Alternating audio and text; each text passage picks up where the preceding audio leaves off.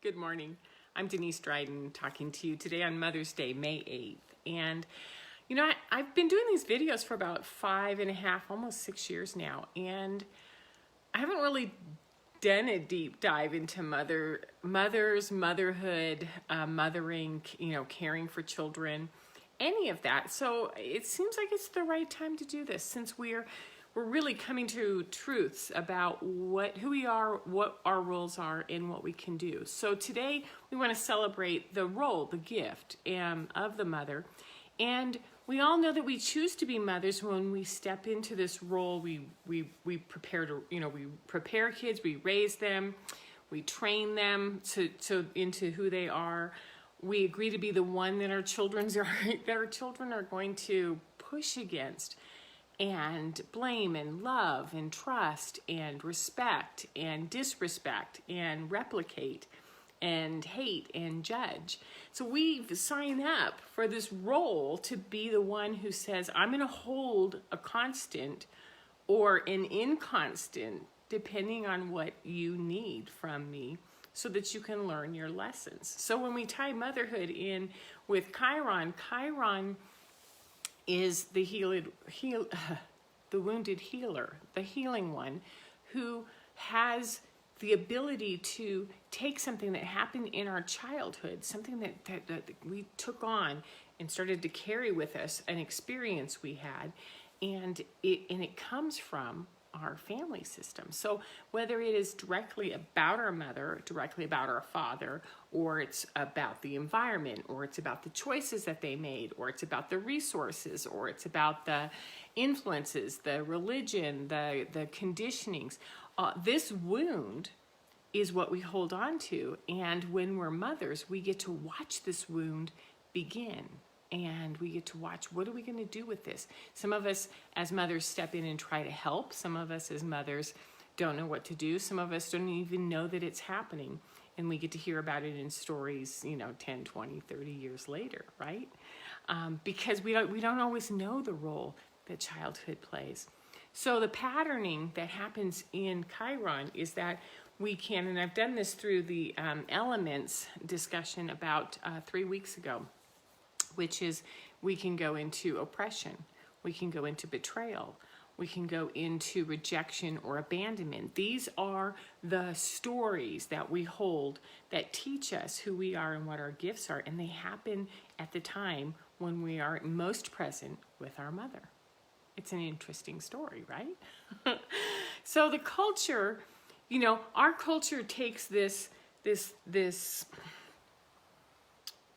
do I want to say this? Our culture takes the opportunity to duplicate itself one generation after the other generation after the other generation through the mother lineage, through the mother and father role. So it's a trilogy.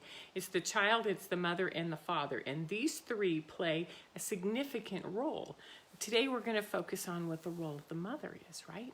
So when we have generational pain, when we have imprinting, when we have conditioning, it is because we have a parent, and since we're talking about the mother, who brings forth something that she experienced and either consciously tries to not give it to you or unconsciously gives it to you. And in any case, it's sort of there, whether we address it or not. So it's not uncommon for those of us who are,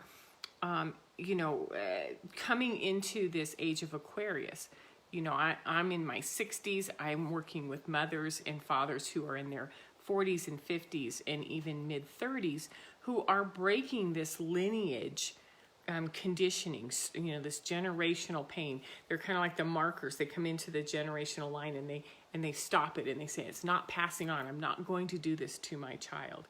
So we're breaking apart 2,000 years of patriarchal leadership. So when we go to BC, 200, 300, 400, 500 years before we started the timeline that we're currently in, right? We had a male dominant, right? Top down management, everything goes to the entrusted father figure, and that person will take care of you, whether it's in religion, whether it's in politics, whether it's in the family system, whether it's in our financial systems. And what we notice is that the role of the woman was contracted. and it was relegated to working with the home, hearth, children. And so this role became more and more contracted with each generation as it went along. And then when we started to enter into the 60s, 70s, and 80s, this contraction has been starting to pull apart. So we have the role of mother being played by villains, the role of mother being played by victims. We have the role of mother being played by goddesses who are an embodiment of love, right? So Bethany Webster does a group that's called, or has a focus in a group that she works with called the Mother Wound. And the mother wound is what happens when a daughter refuses to accept the patriarchal role that her mother played, and it puts a chasm of tension between the mother and the daughter. It's really interesting work, so it's something that if you're interested in, please go explore that. Simona Vivi, and I just say Simona Vivi because her last name's about this long. She started remothering.org, and she's doing master classes, and I get to be part of that, where we're really doing deep dives into wounds and roles in family structures, right? So we are in our culture right now, and I think it's been on New York Times, it's been all over our social media sites, that what we're seeing is a rise in estrangement between the mother and the child, or between the parents and the child. But for today, I want to focus on the mother, right?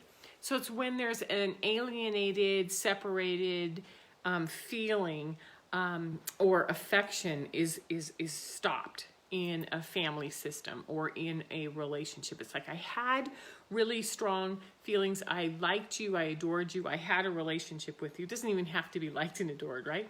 And then there's a brokenness to it. And there's a period of distance, and I don't know what to do with that. Estrangement's where I'm separate from you, but I'm holding on to the emotions of the hurt, right? And to me, and I've also done this in several videos way back, so go back and look at estrangement. It's when forgiveness, it's like the lack of forgiveness hits this ball of estrangement, which is, I'm angry and I'm hurt, and this is what I'm going to do, right? So this holiday today is going to bring up that estrangement. It's going to bring up memories. It's going to bring up old stories. It's going to bring up woundedness. It's going to bring up sadness, especially if we were close to our mothers. If our mother was more like a sister, we adored working with her. You know, we have this cultural expectation that we have, you know, it's Mother's Day. We're supposed to celebrate the mother. We're supposed to get out there and acknowledge how wonderful our mother is, or give her flowers, or give her cards, or give her chocolates, right?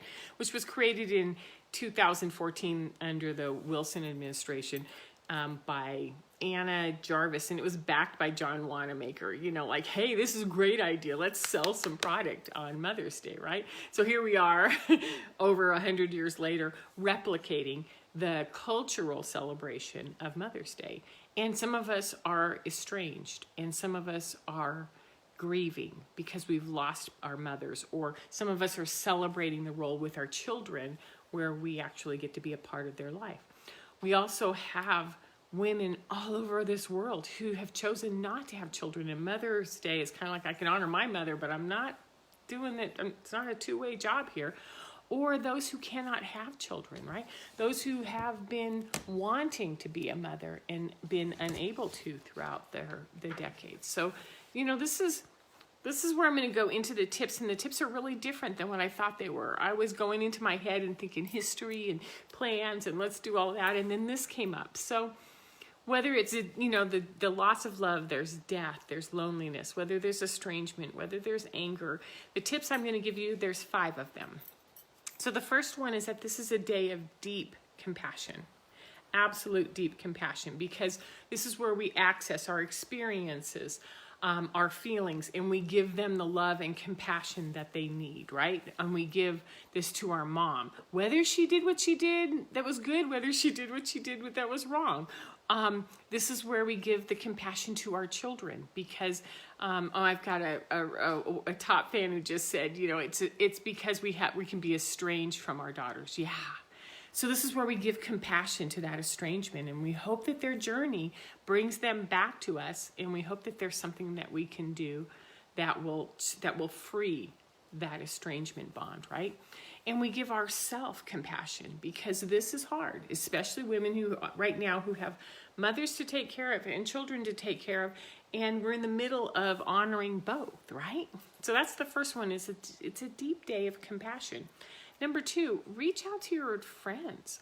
I've spent most of the morning texting and sending really beautiful memes to my friends who are other mothers who care about the status of what's going on in their world with their children, with our culture, the same way that I do. It was kind of like, hey, I just want to say you're doing a good job, right? So what we're doing is we're acknowledging with authenticity and with presence that, this can be a joyful moment. This can be a moment of deep pain.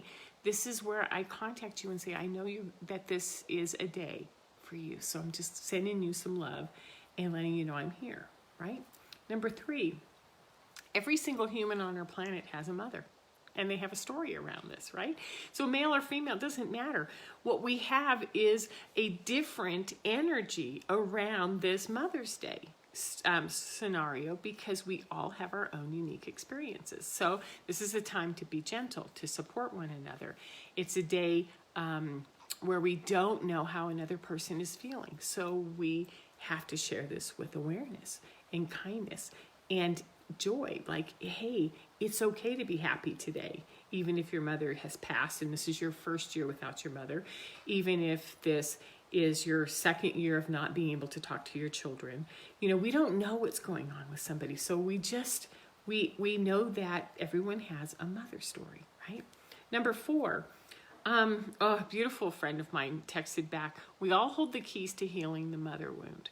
And I know this, and the mother wound and the Chiron wound and the wound that comes to us through the role of the birthing, the guidance, the imprinting, the conditioning of the mother. So what we do is we pay attention to this, that there is a wound there. We normalize it. We normalize the mother-child relationship and the task that it takes to break some of these traditional roles that we have taken on and tried to fit into everything. Like, I work full-time, I'm a full-time parent, I'm a wife, I take care of, I make sure that I'm in constant contact with my aging parents. This is a tough role to be in, especially when we are responsible for the little ones that we grow and nurture, right? And number 5, explore ways to share responsibilities and pressures. There's a never-ending pull on the mother, especially in our culture right now, because what we need to give is love and attention and resources, because our culture is constantly challenging this, whether it's the recession or the additional costs that are coming in right now, which is making it hard to pay for housing, for daycare, for clothing, for food, for things like that. So what we do is we recognize that we want to find ways to take pressure off of those who are nurturing children and bringing them into the world right now. Okay, so this Mother's Day, let's go beyond the commercialized expectations. Let's get out of I'm going to give my mom a basket of flowers and tell her thank you. And let's bring some truth and awareness into this, both as an individual and to the collective, and some of the stories that are around motherhood. And let's start to create some changes and some honoring that this is an enormous task, and that it takes a very strong woman to be able to stand in one place and take on all of the old hurts, all of the cultural adjustments, all of the familial line stuff, and hold that strong. So it is a day of celebration, but it's a day of celebrating strength and courage too. So if you would like to know more about this, more about some of the work I do, you can find me on denisestryden.com. And if you're interested in my new book, The Indigo Assignment, you can find the link down below, as well as just head over to Amazon and type in Denise Dryden, and it's available both in paperback and as an ebook on Kindle. So you have a wonderful day, and be kind and generous and compassionate. Take care. Bye-bye.